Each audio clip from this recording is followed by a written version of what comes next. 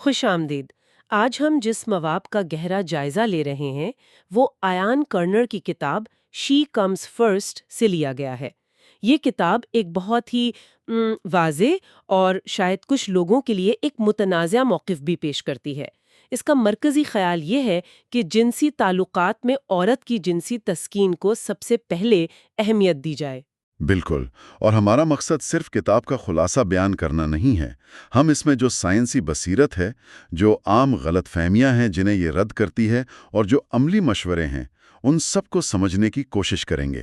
یعنی یہ دیکھنا ہے کہ ہم جنسیت کے بارے میں پرانی روایتی سوچ سے آگے کیسے بڑھ سکتے ہیں۔ تو آج کا بنیادی سوال یہی بنتا ہے کہ یہ کتاب مردوں کو ایک بہتر، ایک زیادہ باخبر محبوب بننے کے لیے کیا رہنمائی دیتی ہے، اور اس کا سارا زور کنیلنگز یعنی دہن کے ذریعے جنسی لذت اسی ایک فن پر کیوں ہے؟ یہ بہت ہی مخصوص نکتہ ہے۔ جی، اور یہیں سے گفتگو شروع ہوتی ہے۔ اچھا، تو آئیے اس کے مرکزی فلسفے سے شروع کرتے ہیں۔ کتاب کا دعویٰ ہے کہ عورت کی تسکین کو ترجیح دینا ایک طرح کی جدید شجاعت ہے، جسے وہ نیو شیولری کہتا ہے۔ یہ خیال تھوڑا پرانا سا لگتا ہے، لیکن اس کا مطلب کیا ہے یہاں؟ یہ ایک دلچسپ تشبیہ ہے۔ دیکھیں، مصنف کا کہنا ہے کہ جس طرح پرانے زمانے میں ایک مرد کا عورت کے لیے دروازہ کھولنا یا کرسی پیش کرنا یہ احترام کی علامت سمجھا جاتا تھا، جی، اسی طرح آج کے دور میں جنسی تعلقات میں اس کی لذت کو اپنی لذت پر فوقیت دینا احترام اور خیال رکھنے کا سب سے گہرا اظہار ہے۔ تو یہ صرف ایک جسمانی عمل نہیں بلکہ ایک جذباتی رویہ ہے۔ ایک رویہ، اور اس رویے کی ضرورت کیوں پیش آئی؟ کیا اعداد و شمار بھی اس کی تائید کرتے ہیں؟ بالکل، اور یہیں پر آرگیزم گیپ کا تصور سامنے آتا ہے۔ یہ ایک بہت بڑا مسئلہ ہے جس پر بہت کم بات ہوتی ہے۔ مواد میں جو تحقیق دی گئی ہے اس سے یہ بات بالکل واضح ہے کہ ہیٹروسیکشول تعلقات میں مردوں کے مقابلے میں خواتین بہت کم آرگیزم تک پہنچتی ہیں۔ کتنا کم؟ ایک تحقیق کے مطابق جن خواتین کے ساتھی 20 منٹ یا اس سے زیادہ وقت فور پلے پر صرف کرتے ہیں، ان میں آرگیزم حاصل نہ کرنے کی شرح صرف 7.7% رہ جاتی ہے۔ صرف 7%؟ جی، اور اس کے برعکس جہاں کم وقت صرف ہوتا ہے وہاں یہ شرح بہت زیادہ ہے۔ 20 منٹ، یہ تو کافی وقت ہے۔ اس کا مطلب ہے کہ مسئلہ صرف تکنیک کا نہیں بلکہ وقت اور توجہ دینے کا بھی ہے۔ یہ تو پورے نقطۂ نظر میں ہی تبدیلی کا تقاضا کرتا ہے۔ آپ نے بالکل صحیح پکڑا۔ کتاب ہمیں جنسیت کے روایتی، مردانہ مرکز اور صرف دخول پر مبنی تصور سے ہٹ کر سوچنے پر مجبور کر رہی ہے۔ کتاب کا ایک بڑا مقصد ہی یہی ہے کہ جنسی عمل کو دخول کے مترادف سمجھنا بند کیا جائے۔ اچھا، اور اسی لیے مصنف فور پلے کی اصطلاح کو بھی چیلنج کرتا ہے۔ وہ کہتا ہے کہ فور پلے کا لفظ ہی یہ تاثر دیتا ہے کہ یہ کوئی غیر اہم ابتدائی کام ہے، جیسے فلم شروع ہونے سے پہلے کے اشتہارات۔ بالکل وہی مثال ہے۔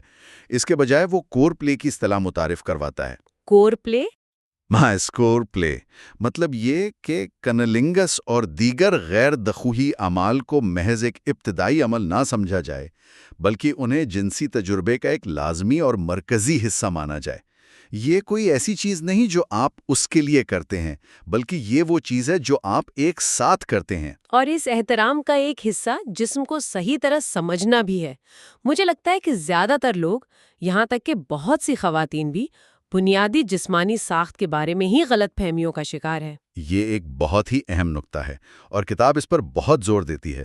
سب سے بڑی غلط فہمی تو زبان کی سطح پر ہے۔ اکثر لوگ فرج یعنی وجائنا کی اصطلاح پورے زنانہ جنسی عضو کے لیے استعمال کرتے ہیں، جو کہ غلط ہے۔ سراسر غلط ہے۔ فرج تو صرف اندرونی حصہ ہے، جبکہ بیرونی حصے کو، جس میں کلائٹورس اور لیبیا شامل ہیں، اسے ولوا کہا جاتا ہے۔ یہ بات چھوٹی لگتی ہے لیکن اس کے اثرات گہرے ہیں۔ جب ہم ولوا کا ذکر ہی نہیں کرتے تو ہم ان تمام حصوں کو نظر انداز کر دیتے ہیں جو لذت کے لیے سب سے زیادہ اہم ہے۔ اور لذت کا مرکز، جیسا کہ کتاب واضح کرتی ہے، وہ کلائٹورس ہے۔ یہ صرف وہ چھوٹا سا حصہ نہیں جو باہر نظر آتا ہے۔ اس کی ساخت بہت پیچیدہ اور وسیع ہے۔ اس میں 8,000 سے زیادہ اعصابی ریشے ہوتے ہیں۔ 1 منٹ، 8,000؟ یہ تو مردانہ عضو کے سرے سے بھی دگنے ہیں، جہاں تقریباً 4,000 ہوتے ہیں۔ یہ تو ایک بہت بڑی بات ہے اور عام طور پر اس کا ذکر بھی نہیں ہوتا۔ بالکل۔ اس کا مطلب ہے کہ لذت کا پورا مرکز ہی وہ ہے جسے اکثر نظر انداز کر دیا جاتا ہے۔ یہ ایک طرح کا حیاتیاتی عجوبہ ہے۔ اس کے 3 اہم حصے ہیں: سر، شافٹ اور بنیاد، جو شرونی حصے تک پھیلی ہوتی ہے۔ اور سب سے اہم بات یہ ہے کہ اس کا واحد مقصد، واحد کام صرف اور صرف جنسی لذت فراہم کرنا ہے۔ تو ان سب کا کیا مطلب ہے؟ کیا کتاب یہ کہہ رہی ہے کہ تمام زنانہ آرگیزم، چاہے وہ جیسے بھی محسوس ہوں، بنیادی طور پر کلائٹورل آرگیزمز ہی ہیں؟ یہ بات تو بہت سے لوگوں کے لیے حیران کن ہوگی، کیونکہ جی اسپاٹ کا تصور تو بہت عام ہے۔ ہاں، کتاب کا موقف یہی ہے، اور یہ سائنسی تحقیق پر مبنی ہے۔ یہ مشہور زمانہ جی اسپاٹ کے تصور کو بھی چیلنج کرتی ہے۔ مواد کے مطابق جسے جی اسپاٹ کہا جاتا ہے، وہ کوئی الگ جادوئی بٹن نہیں ہے۔ تو پھر وہ کیا ہے؟ وہ دراصل کلائٹورس کے اندرونی نیٹ ورک کا ہی ایک حصہ ہو سکتا ہے، جسے کتاب میں کلائٹورل کلسٹر کہا گیا ہے۔ جب فرج کی اندرونی دیوار پر دباؤ پڑتا ہے تو دراصل وہ کلائٹورس کے اندرونی حصوں کو متحرک کر رہا ہوتا ہے۔ تو کتاب یہ وہیں کہہ رہی کہ جی اسپاٹ کا وجود ہی نہیں ہے، بلکہ یہ کہ ہم اسے غلط سمجھتے آئے ہیں۔ بالکل، کہ یہ کوئی الگ عضو نہیں بلکہ کلائٹورس کی وسیع ساخت کا حصہ ہے۔ اس کی سب سے بڑی دلیل ان خواتین کی مثال ہے جو پیدائشی طور پر فرج کے بغیر ہوتی ہیں، جسے وجائنل ایجنسس کہتے ہیں۔ اچھا۔ یہ خواتین دخول نہیں کر سکتی، لیکن چونکہ ان کا کلائٹورس مکمل طور پر فعال ہوتا ہے، وہ بیرونی تحریک سے شدید آرگیزم حاصل کر سکتی ہیں۔ اس سے یہ بات سائنسی طور پر ثابت ہوتی ہے کہ آرگیزم کا بنیادی منبع فرج نہیں بلکہ کلائٹورس ہی ہے۔ یہ تو واقعی ایک انقلابی بات ہے۔ یہ تو صدیوں پرانے نظریات کو جڑ سے اکھاڑ دیتی ہے، خاص طور پر فرائڈ کے خیالات کو۔ اسی نے تو یہ نظریہ پیش کیا تھا کہ کلائنورل آرگیزم غیر پختہ یا بچگانہ ہوتا ہے۔ جی، اور یہ کہ صرف فرج کے ذریعے ہونے والا آرگیزم ہی پختہ اور بالغ عورت کی نشانی ہے۔ اور فرائڈ کی یہ بات دہائیوں تک، بلکہ شاید آج تک، ثقافتی سوچ پر حاوی رہی ہے۔ لیکن اس کی جڑیں اس سے بھی زیادہ گہری ہیں۔ 17ویں صدی سے پہلے طب کی دنیا میں ایک یک جنسی ماڈل رائج تھا۔ یک جنسی ماڈل؟ ہاں، ون سیکس ماڈل۔ اس کے مطابق زنانہ جنسی اعضاء کو مردانہ اعضاء کا ہی ایک نامکمل اندرونی ورژن سمجھا جاتا تھا، یعنی عورت کو ایک نامکمل مرد کے طور پر دیکھا جاتا تھا۔ یہ تو بہت ہی عجیب سوچ ہے۔ ہاں، لیکن پھر وکٹورین دور آیا اور سوچ مزید بگڑ گئی۔ اس دور میں خواتین کی جنسیت کو کمزور، غیر فعال اور صرف بچے پیدا کرنے تک محدود کر دیا گیا۔ یہ خیال عام ہو گیا کہ اچھی خواتین کو جنسی لذت محسوس ہی نہیں ہوتی یا نہیں ہونی چاہیے۔ فرائڈ کے نظریات اسی سوچ کا ایک، آپ کہہ لیں، سائنسی تسلسل تھے۔ یعنی ایک ثقافتی تعصب کو ایک نفسیاتی تھیوری کا روپ دے دیا گیا۔ اور اس تاریخی پس منظر کا اثر آج بھی محسوس کیا جا سکتا ہے۔ بالکل۔ اس کا سب سے بڑا اور افسوسناک ثبوت وہ اعداد و شمار ہیں جن کا ذکر مواد میں ہے کہ 50% سے زیادہ خواتین آرگیزم کی نقل کرنے کا اعتراف کرتی ہیں۔ 50%، آدھی سے زیادہ؟ یہ سنکھیا کو بہت پریشان کن ہے۔ اس کی وجہ کیا ہے؟ کیا یہ اپنے ساتھی کو خوش کرنے کی کوشش ہے؟ اس کی کئی وجوہات ہیں۔ کچھ خواتین اپنے ساتھی کو مایوس نہیں کرنا چاہتیں، کچھ اس عمل کو جلدی ختم کرنا چاہتی ہیں، اور بہت سی خواتین کو لگتا ہے کہ شاید ان میں ہی کوئی کمی ہے۔ انہیں یہ محسوس کروایا گیا ہے کہ اگر انہیں دخول سے آرگیزم نہیں ہو رہا تو یہ ان کی ناکامی ہے۔ یہ اسی تاریخی نظر اندازی کا نتیجہ ہے۔ اور یہی وہ جگہ ہے جہاں یہ کتاب ایک عملی حل پیش کرنے کی کوشش کرتی ہے۔ اچھا، تو اتنی ساری تھیوری اور تاریخ کے بعد کیا کتاب کوئی یوزر مینول بھی فراہم کرتی ہے؟ ہاں، کتاب کا ایک بڑا حصہ عملی تکنیکوں پر ہی مشتمل ہے۔ یہ صرف نظریاتی باتیں نہیں کرتی۔ کتاب میں اورل سیکس کے دوران لذت کو بڑھانے کے لیے باقاعدہ ایک مرحلہ وار طریقہ کار پیش کیا گیا ہے۔ مرحلہ وار؟ یہ تو سننے میں بہت تکنیکی لگ رہا ہے۔ کیا یہ جنسی عمل کو ایک میکینیکل مشق نہیں بنا دیتا؟ یہ ایک عام خدشہ ہے، لیکن کتاب اسے ایک فن سے تشبیہ دیتی ہے۔ پہلا مرحلہ ہے پہلا بوسہ، جس کا مقصد صرف ولوا کے علاقے سے تعارف حاصل کرنا ہے۔ پھر تال قائم کرنا، جس میں ایک مستقل اور نرم رفتار سے تحریک دی جاتی ہے۔